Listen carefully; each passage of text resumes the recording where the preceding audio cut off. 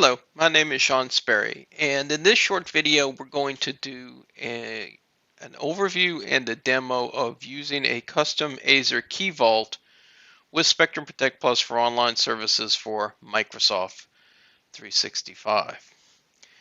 Before we get started, I'd just like to do a quick overview of how encryption works with SPPOS and what the defaults are and how you can change those defaults. Now, by default, when you set up SPPOS for Microsoft 365, you are going to have the data encrypted both in transit and at rest when it is stored on Azure storage.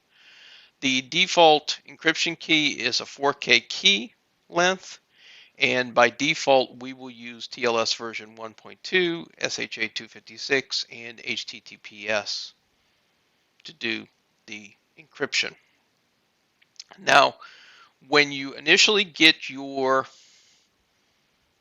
application or SPPOS tenant, you're going to see a default encryption profile that is created by IBM. And these encryption profiles are what SPPOS uses to determine which keys are being used to do encryption. By default, everybody is going to have a unique encryption profile, and that profile is going to be created by IBM. Now, if you or your company has a mandate that you provide your own keys or use your own key vault, then we'll allow you to change the encryption profile and use your own Azure provided key vault if that's what you choose to do. The way we do that is we allow you the ability to change the encryption profile that is being used by SPPOS. And when you do that, the system will go in there and automatically apply the new keys that are supplied by you to all of the stored data. Now, I will tell you that in the documentation for SPPOS, there is a section called Manage Encryption Profiles, and it has a lot of detailed steps on creating a custom key vault in Microsoft Azure and on applying it and what to do in situations where you need to change the keys, etc. I'm not going to walk you through all of those steps, but just refer you to the documentation and those manage encryption profile sections to get those details when you're setting this up. I will go in and show you how you can change profiles and what happens with SPPOS when that happens.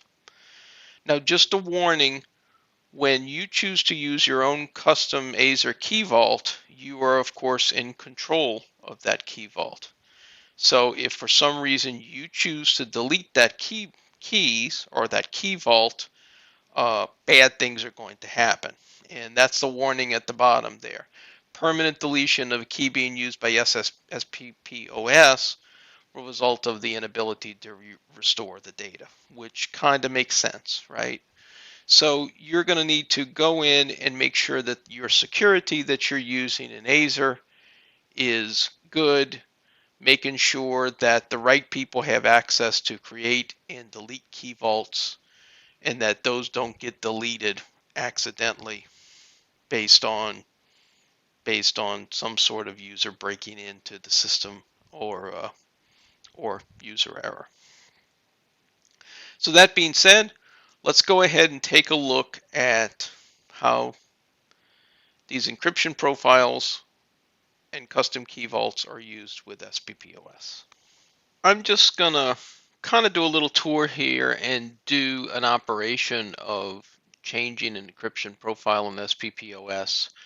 I just want to start out with the documentation for SPPOS and managing encryption profiles. So here I am looking at the documentation. I'm obviously not going to read it to you in this video, but there is a lot of good information in the SPPOS documentation about creating key vaults in Azure, creating encryption profiles, processes and procedures on what you need to do if you need to change the key used, change your key vault, use a new key, etc. So I would highly recommend that documentation to you before you do this in your own environment, particularly in a custom environment. That being said, just taking a quick look on what I have set up here. As you can see, I have an app registration that I am using, and this is how Spectrum Protect Plus for online services is going to communicate with my Azure Key Vault. So here you can see the app registration that I've created, along with authentication methods that I am using for accessing it, where it can be accessed from, and certificates and secrets. So this is the client secret that I'm using to actually get access to it. Note that just to simulate my secret expiring as of a certain date, I've gone ahead and put an expiration date on this client secret, and you of course would want to make a note of that in the application. I'll show you where to do that in the encryption profile so that you can note that you'll need to update this key before this access expires. I also have a key vault here. So here's the key that I created in Microsoft Azure. And I'll just show you, I have one key in here that I am using to do my encryption, and I created this by hand myself. Now, looking in Spectrum Protect Plus, you go down here to encryption management, you will see your encryption profile. And when Spectrum Protect Plus for online services gets set up, you will get this default encryption profile that is created for you. You can create an additional encryption profile, or as many encryption profiles as you want. And here's one that I created just so you can see what it looks like. And we'll go in here and edit it. I won't change it. So just so you can see what information is added to it. It's profile name, key identifier, client ID, client secret. And you can also add a reminder and send the